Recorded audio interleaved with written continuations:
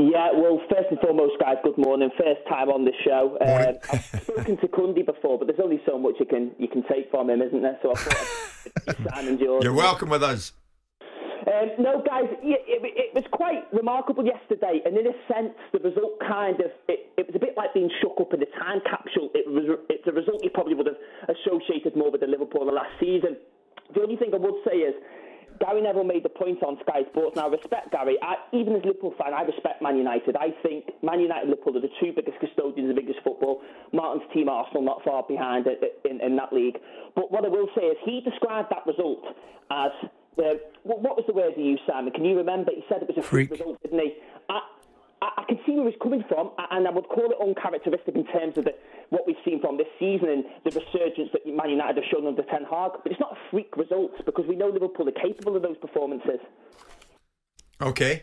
I think it's only, I'm not sure it's freak to me. Well, it's only a freak in the context of myself and Martin and you were debating it on Friday, and we all said if United turn up in the current vein of form, play the way they've been playing, Liverpool turn up in their current vein of form, then on a balance of probability you'd expect United to win. And if you look at the 15-20 minutes going up towards half-time before Liverpool scored their goal, United were beginning to get themselves into the game, beginning to swagger, look like a confident side. So I do think it is, and there is an element of a freak result. Well, I do, Martin. I think Simon's right. Yeah, what I did say was I thought it was the perfect game for Liverpool.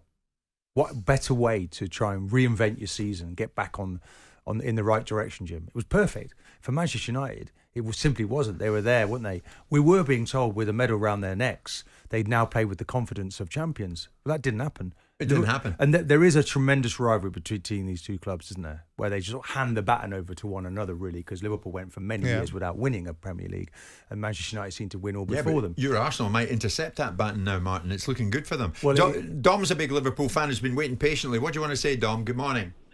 Morning, gents. I just wanted to say I really do think that Ten Hag's improved Man United, but I think there's been quite a few banded about excuses from United fans, particularly on here this morning.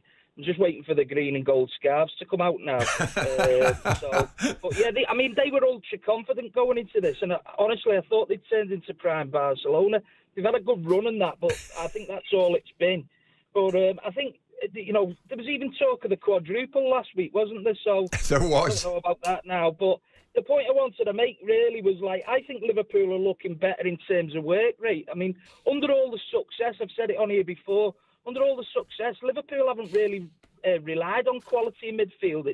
It's always been the work rate and a high press and getting the ball to the front three as quick as possible. But I thought they ran all over United's midfield second half. And the one point I wanted to say was Simon was agreeing with someone before saying, he said, where's that come from? Well, where that's come from is out of our last 5 games, we've taken 13 points out of 15 and not conceded a goal in them games. So we worked hard to get out of Dom, can I ask you something? It's been said there still needs to be a big rebuild at Liverpool in the summer. That result yesterday doesn't change that, does it? No, I think they definitely need to. I mean, if you look at the options that they've got in midfield, I mean, even though I thought Fabinho probably had his best game for a while. I thought Harvey Elliott, he probably needed that little break that he had out the side, but against Wolves, he was brilliant when he come on at winning the ball back. And I think that's exactly what Klopp wants from his midfield players, to win the ball back, get it to the front three as quick as possible. That's how Liverpool have always played. If you think of the three-man midfield, when Liverpool were at the most successful in about 1920 season, something like that, the three in midfield was Fabinho, Wijnaldum and Henderson most weeks. Well, not one of them you would say is a silky midfielder, but what they do is win the ball and get it to the front three. Dom, hang on a second. Simon's shaking his head. I'm just trying to recharacterise the observation about where does that come from and basing it upon Liverpool's last 5 or 6 performances. You were dreadful against Palace. You got spanked by Madrid. You beat Newcastle. Newcastle got a man sent off at the back end of the game when they were looking like they're getting back in the game. You beat Everton, who were crap. You got spanked by Wolves. Come on. Hang on a minute. Come on a minute. You have an hour and a half to have your say, so I'll give 3 you hours a bit back on that one. So, to be honest with you, I agree with a lot of what you said. I've spoke to you before on here about it, and I agree with you. But you're only as good as your last few games. Against United, we've been decent. The stats don't lie. Out of them 5 league games, I know what you're saying about Madrid, and to be honest with you, and Palace, there's no way we're going to... And Palace, and Palace, yeah. But I'm with Dom on this. I've said it before and said it again, that we need to reinvest in the side. We're nowhere near it. But at the end of the day, out of this run in the last 5 games, we've been we've been as good as we can be, haven't we, Simon? Dom, here's Martin. Dom, I tell you what, I thoroughly agree with you, because the way that you've scored the goals recently, it's like you recreated yourself. It was all about pressing, wasn't it? Winning the ball high up the pitch and scoring from there. But some of the goals yesterday were beautifully worked, weren't they? A piece of art. Yeah. And you've not seen that really for a little while from Liverpool. To be honest, I think that's right. I mean, the amount of times that we used to win the ball back in the attacking third of the pitch, we'd win it off their back. Whatever team win it off their back foot. You know, what's this Martinez? Is supposed to be the butcher or something? He didn't look like no butcher yesterday. Okay, Dom, listen, thanks for your call. James, another big Liverpool fan, has been desperate to come on. James, good morning. Good morning, gentlemen. Love the show. Simon, pleasure to speak with you.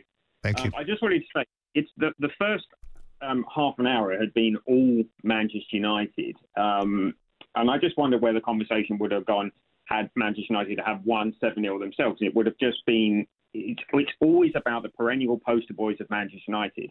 And the lack of conversation about Liverpool, where I think it was only Keown, correct me if I'm wrong, who's acknowledged Robertson's performance, Gakpo's performance, and we haven't yet even touched upon the fact that Salah has broken the Premier League goal-scoring record for Liverpool. And I just wanted to say, just to reference something that Simon always says, it is a moment in time for Manchester United losing 7-0 to Liverpool. I know it's the biggest rivals, but at the end of the day, they've just won the League Cup, they're still in the FA Cup, they're still in the Europa League. Unless Liverpool perform some sort of miracle against Real Madrid, which I know we can do, we are only realistically fighting for the top 4. Yeah, I mean, at the end of the day, I mean, I said that earlier on, James. Liverpool, when you look at it, they have come back super strong. Of course, we can eulogise about Andy Robertson's through ball to Gakpo for the opening goal. Of course, we can talk about specific performances, but we have to look at the whole thing in the rounds. And it tells us, sure, it was a momentous day, but the big question is it a seismic day on a one-off basis, or does it tell us more about the direction in which Liverpool are going? You still will have a rebuild in the close season, will you not? Absolutely. I mean, you've got Keita's out of contract, obviously Chamberlain out of contract. Firmino has just announced that he's going. Milner is 37, I believe, out of contract. So there's definitely work that needs to be done with that side. It was a great, obviously, don't get me wrong, it was a great performance. It was great to see the ruthlessness of Liverpool. It was great to see Salah break that record.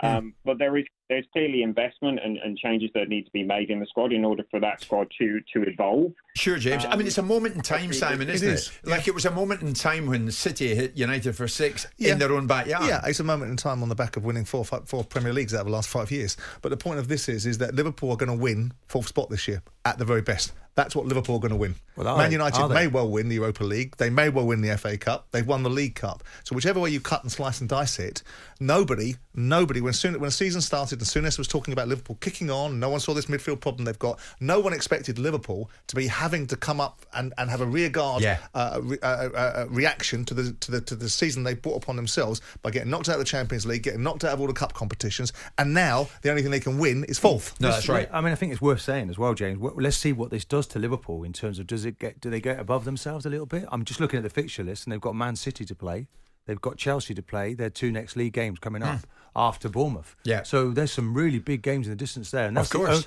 it's only by getting results in there that they make the top 4. Jim White and Simon Jordan, Monday to Friday mornings from 10 on AM, on DAB, via the talkSPORT app, and on your smart speaker. talkSPORT.